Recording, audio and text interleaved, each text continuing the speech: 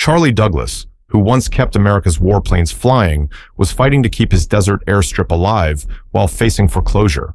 When a massive C-17 aircraft attempted a life-or-death landing during a storm, Charlie helped guide it to safety. By morning, military brass had swarmed the strip, and everything was about to change for Charlie in ways he never imagined. Hello everyone, welcome back to Unveiled Narratives. Today we have another story to share with you. The desert wind pushed gently across the cracked tarmac, lifting lazy swirls of sand into the fading light. The runway stretched out, worn and quiet, once alive, now barely remembered. Time didn't move quickly out here. It drifted, like the dust. And Charlie Douglas, eyes fixed on that fading stretch of concrete, had learned to live in its slow rhythm. At 65, his bones had started to stiffen, especially in the morning. His knees groaned when he crouched, and his back barked louder than his old dog, Max. But his hands, those hands still moved with the quiet certainty of a man who had spent 2 decades in the U.S. Air Force, turning wrenches on F-16S, Blackhawks, and, in the final years, the massive C-17 Globemaster III. If it had wings and metal skin, Charlie had probably patched it up at some point. Now, those hands kept this place alive. The airstrip was 3,000 feet of desert-baked concrete, with a heartbeat only Charlie could hear anymore. His father had poured the original slab during World War II, back when airfields like these were being carved into every flat piece of land across the country. Civil Air Patrol pilots had trained here. Cargo planes had come through during the Korean War. Then, in the 70s, it faded into silence. His father stayed. So did Charlie. When his dad passed in 1991, the property became Charlie's. Since then, he'd kept the hangars from collapsing, patched cracks in the strip, and paid the taxes out of his modest veteran's pension. The county didn't care. The state forgot this land even existed. And the military? Well, they had their modern bases with concrete palaces and satellite-controlled hangars. But Charlie remembered. Every Tuesday morning, he walked the runway. He cleared tumbleweeds, checked for soft spots, and made sure the rotating beacon atop the old hangar still worked. There hadn't been a real landing here in over 5 years, just a few weekend hobbyists using the strip unofficially and paying in cash when they remembered. Charlie never charged them. If someone still found use for this land, that was payment enough. But lately, the air had started to shift. Developers had come knocking, men in pressed shirts and polished boots, with blueprints and satellite maps. They wanted to run a new desert bypass right through the valley. Infrastructure improvement, they called it, essential progress for the region. The plans showed a bright orange line running directly over the airstrip. Clean sweep, bulldozed, flattened, and buried under asphalt. Charlie had said no the first time. He said no again the second time. But he'd seen it before, how no eventually got steamrolled when profit was involved. They didn't care that Charlie's grandfather had flown reconnaissance missions out of here in '43, or that this was where his father taught him to repair his first plane engine, or that Charlie had once watched a C-130 emergency land here after a fuel leak over Nevada skies, 25 souls safe because of this patch of dirt. Number to the county, this was just land, dry, cheap, forgotten. But to Charlie, this place was a legacy. The sound of Max's bark broke Charlie from his thoughts. The old dog was at the hangar, pacing in circles as if something had caught his attention. Charlie glanced over, squinting against the dusk. "Easy, boy," Charlie muttered as he turned back toward the airstrip. Max had been acting strange for a few days now, restless and agitated. Maybe it was just the heat or the storms rolling in, but Charlie couldn't shake the feeling that something was off. Max's instincts had always been sharp. Maybe he knew something Charlie didn't. Charlie pulled out his phone and checked the time. It was nearly 6 p.m. He didn't expect anyone to be coming through the airstrip, but he always kept the line of communication open. You never knew when something might happen, especially in the military world. It wasn't just the developers he was worried about. The world had a way of moving unexpectedly. He'd learned that the hard way. Just as he was about to put the phone back in his pocket, it rang. The number was unfamiliar, but something about the call seemed important. He answered, his voice gruff, as he pressed the phone to his ear. "Charlie Douglas," he said, his tone barely above a whisper. A crisp, authoritative voice crackled through. "Mr. Douglas, This is Colonel Aaron Vasquez with the United States Air Force. Do you currently maintain a private airstrip near Dry Rock Valley? Charlie stood a little straighter. Yes, ma'am. It's old, but I keep it serviceable. What's going on? There was a brief pause. Then, we have a situation developing. One of our aircraft, a C-17 Globemaster, is experiencing mechanical failure and is too low on fuel to divert to a base. All regional airfields are either inoperable or weathered in. The aircraft commander has specifically requested your coordinates. Charlie blinked. Say again? The pilot, Captain James Smith, said he trained under you, at Nellis, back in 2008. Charlie's heart skipped. He hadn't heard that name in years. Smith had been a quiet, sharp-minded kid with steady hands, showed promise from day one. You're saying he wants to land a C-17 here? Charlie said slowly, disbelief creeping in. Yes, sir. It's a critical transport. The aircraft is carrying a high-priority defense payload, a new AI-based satellite guidance relay. If it's compromised, it could set back months of national operations. We need to put it down safely. Charlie looked out across the strip. 3,000 feet, no tower, no support crew, just an old man, a loyal dog, and the desert. Does James really think this strip can take a C-17? The colonel's tone softened just slightly. He said, and I quote, Charlie Douglas can get it ready. He taught me how to fly. He taught me how to survive. Charlie swallowed. The silence stretched. Then he said, tell him I'll light the damn thing myself. The call ended. Charlie stood for a moment, staring at the phone like it might vanish and take the whole thing with it. Then he moved. Max barked once, then followed as Charlie sprinted toward the hangar. His knees howled in protest, but adrenaline dulled the ache.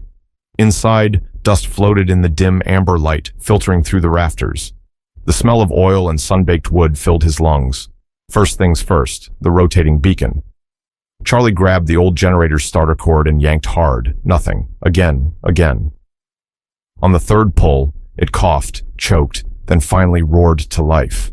The beacon atop the hangar sputtered, then blinked a slow, rhythmic white across the barren valley.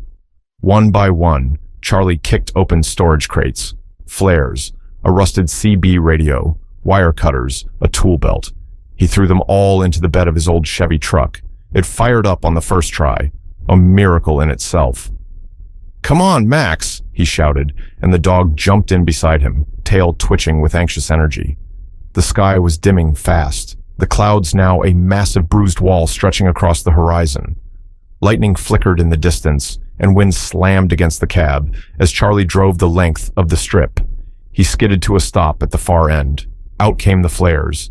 He planted them along the edges, dragging his boots in the dirt to carve faint visual lines where the original markings had faded.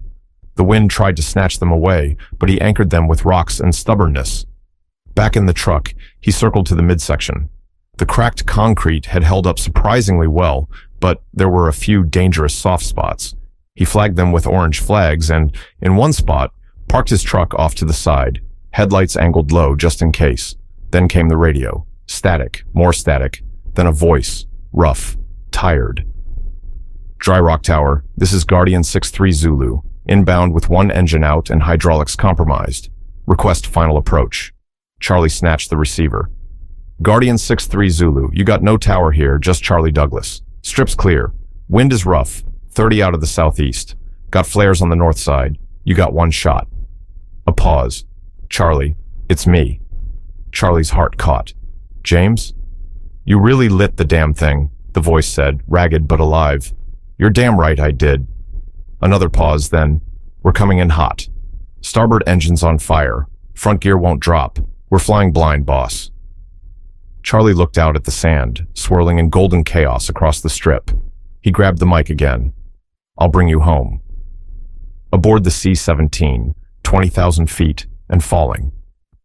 Captain James Smith gripped the yoke with both hands, sweat pouring down his neck despite the cold. The cargo bay behind him held the real weight.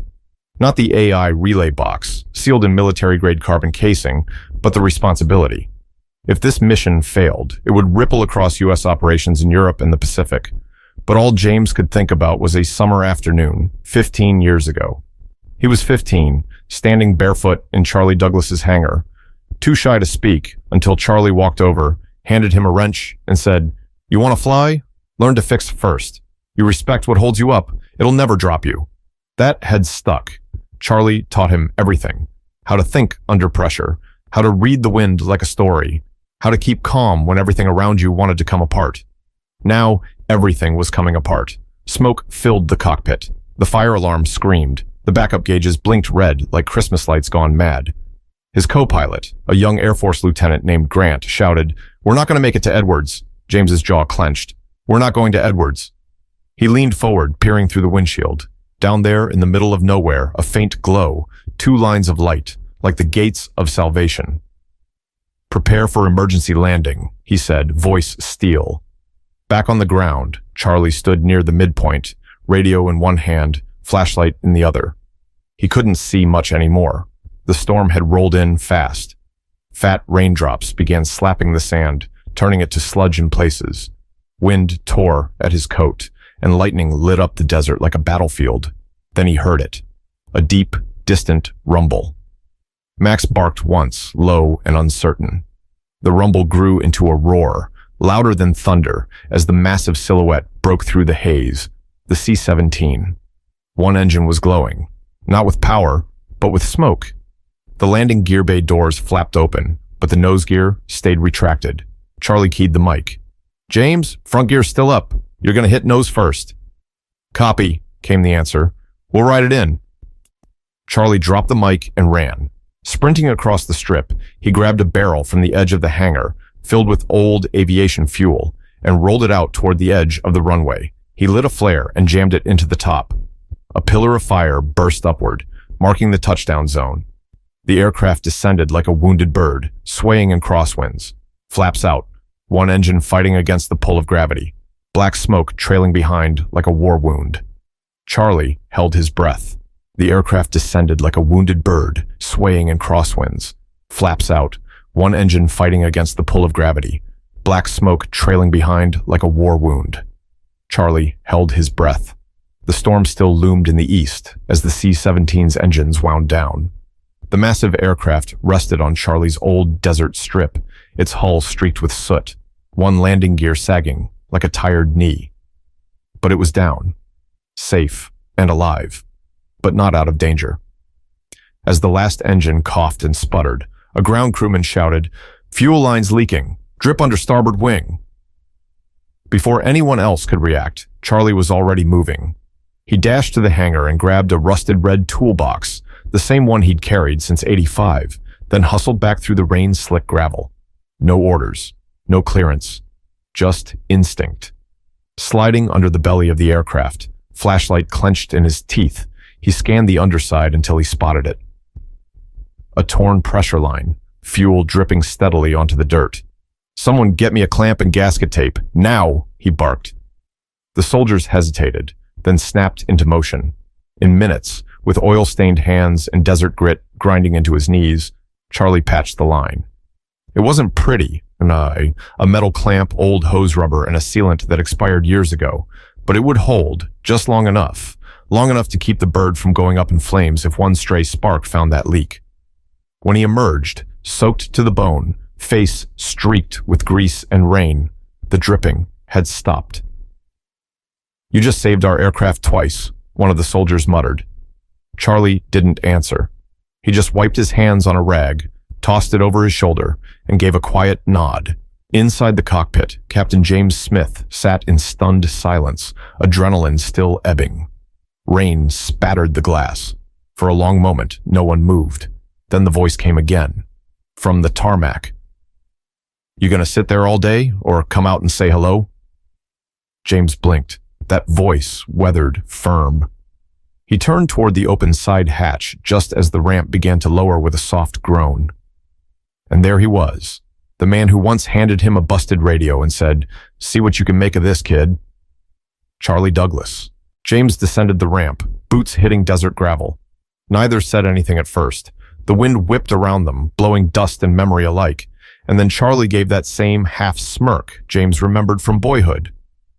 "You still owe me for the radio," Charlie said.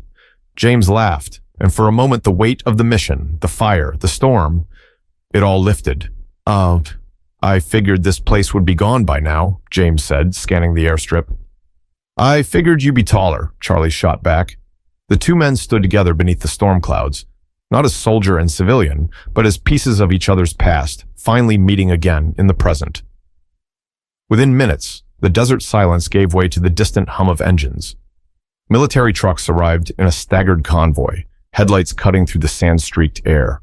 Soldiers stepped out in formation, rifles slung, boots sinking into the cracked soil. They moved swiftly to the C-17, forming a protective ring around its cargo hold. The plane's rear hatch opened, and out rolled a steel container marked with red stripes and a series of codes not even James was cleared to read. This was the payload, the system, secure, undamaged, the heart of the mission. As the trucks loaded up the cargo, a few soldiers turned their heads toward the old man near the runway's edge. Is that Charlie Douglas? No way, that's him. Charlie noticed the glances, the murmurs. Some of these men had grown up hearing stories of the desert fixer, the mechanic who could get anything airborne again with little more than a wrench, spit, and stubbornness. Soon, a helicopter's thunder echoed over the hills. A black UH-60 Hawk circled once before touching down just beyond the airstrip. From it emerged a tall man in crisp uniform, silver stars on his shoulder. General Vaughn. James stood at attention. Charlie, however, remained still, leaning on his baton. The general crossed the gravel with a long stride, nodding at his men before turning toward Charlie. "Oh, Mr. Douglas," he said, "if that landing hadn't happened before my own eyes, I wouldn't have believed it." Charlie shrugged. "Didn't have much of a choice. I wasn't about to let that bird die out here." General Vaughn glanced at the scorched ground where emergency flares still smoked. "You do realize you operated outside protocol, with no FAA clearance, no comms link, and a pair of what looked like garden torches?" "They were flares," Charlie corrected, "from 1983. Still work." The general smiled. "If you weren't already retired, I'd promote you on the spot." Charlie chuckled, brushing dust from his sleeve. The mission complete, the convoy rolled out, taking the sensitive cargo into the desert beyond. But a few soldiers remained, a cleanup team, and perhaps, unofficially, to keep an eye on the man who just saved the Air Force millions, and maybe more. As the desert wind began to calm, and the last hints of daylight faded into night, a quiet sense of order settled over the airstrip. The fires had been extinguished, the gear secured. The runway, still scorched, still cracked, had done its job one last time. Charlie, never one for fanfare, had brewed a pot of strong coffee over a camp stove beside the hangar. A few MREs were passed around, warmed on the hood of an old truck. Soldiers, techs, and pilots alike gathered in silence, sipping from tin cups, sharing nods more than words. Just a few hours later, not far from the hangar, a modest canvas tent had been set up. A few folding chairs arranged in rows, a makeshift podium, a wooden box resting beneath a cloth. Charlie arrived in the same oil-streaked jacket he'd worn through it all. He wasn't one for ceremonies, but when the general called and said, "You ought to be there, Douglas," he listened. The crowd was small, a few officers, local officials, James and the co-pilot in uniform, and a couple of folks from the county's zoning office. General Vaughn stepped up to the podium. His voice was steady, clipped, but proud. "This strip wasn't on any of our books," he began. "It was considered obsolete, forgotten, a relic. But when the moment came and our mission was in crisis, when modern systems failed and we needed a place to land, it wasn't a base or a tower or a satellite that saved that aircraft." He looked straight at Charlie. It was one man with a light baton, grit in his boots, and enough courage to hold the sky open. He paused, letting the moment breathe. "Effective immediately," the general continued, "this airstrip is being reclassified as a designated auxiliary reserve site under the protection and jurisdiction of the United States Air Force, and its name will remain as it's known to those who built it and bled for it." He turned and removed the cloth from the box. Etched into the plaque, bold and proud, Douglas Field Auxiliary Reserve Site 72, in recognition of Charles Douglas, whose hands built the future and whose spirit refused to let it fade. The general handed the plaque to Charlie and saluted him firm and unwavering. Then he turned back to the gathered crowd and added one final line. "Oh, and Mr. Douglas's debts to the county cleared. This land is no longer for sale. Any entity attempting to buy, build, or claim it, don't. It's protected federal property now. No private hands will touch it again." The group clapped, short at first, then fuller. James stood off to the side in dress uniform, quiet, hands behind his back, smiling to himself. Charlie didn't cry, but he held the plaque tighter than he expected to. By the morning, the desert was buzzing again, but not with the dry hush of wind or the lonesome sound of distant tires. Now it rang with the sharp rhythm of drills, the steady roar of graders, and the barked orders of young voices in uniform. Charlie sat under the shade of the old hangar's awning, his folding chair planted firm in the dust. His dog Rusty laid at his feet, tail twitching in his sleep. He sipped from a battered thermos and watched as new asphalt was poured over the cracked remnants of runway 17. A dozen uniformed airmen moved like ants across the landscape, laying out cables, reinforcing the weather station, repainting the old beacon tower in fresh white and red stripes. Where weeds once sprouted from the cracks, now a new runway gleamed in the sun. A young crew chief walked by, nodded respectfully at Charlie, and said, "We're sealing the edge today, sir. That dust won't be a problem much longer." Charlie nodded back. "It's not the dust I mind, it's the silence." The young man smiled. "Won't be quiet much longer. They're planning monthly drills out here, night ops, emergency landing sims. They're even talking about turning the North Hangar into a reserve dispatch center." Charlie didn't say much, just sipped again and looked out across the field. The old windsock had been replaced. So had the tower's light, the landing markers, and every inch of electrical line that once sagged like forgotten wire. The new signage read, "Clean and Proud, Douglas Field Auxiliary Reserve Site, #72, and beneath it, "Authorized Personnel Only, U.S. Air Force Property." A military Humvee rumbled by. The gate at the far end now had a badge scanner and a security post. No land developer would ever dare step foot here again. And Charlie? He didn't say a word, but as the sun dipped low and bathed the new blacktop in gold, a slow smile crept across his face. A low rumble grew louder behind the horizon. The sound of another C-17, this one fully operational, banked wide overhead in a training run. It dipped its wing, a respectful tip, and soared into the dusk. James appeared beside him, now in casual fatigues. He didn't speak at first. They just watched the sky. Finally, James said, "They're going to keep this place alive, Charlie. What you built. It's never going to fade again." Charlie just nodded. Then, as the stars began to poke through the darkening sky and the last of the day's work was packed up, he looked out at his airstrip, his field, his legacy, now reborn. He didn't chase glory. He never wanted monuments or medals.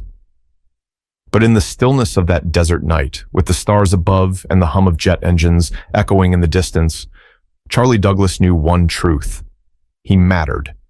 Not because of what he had, but because of what he gave, what he kept alive when no one else would.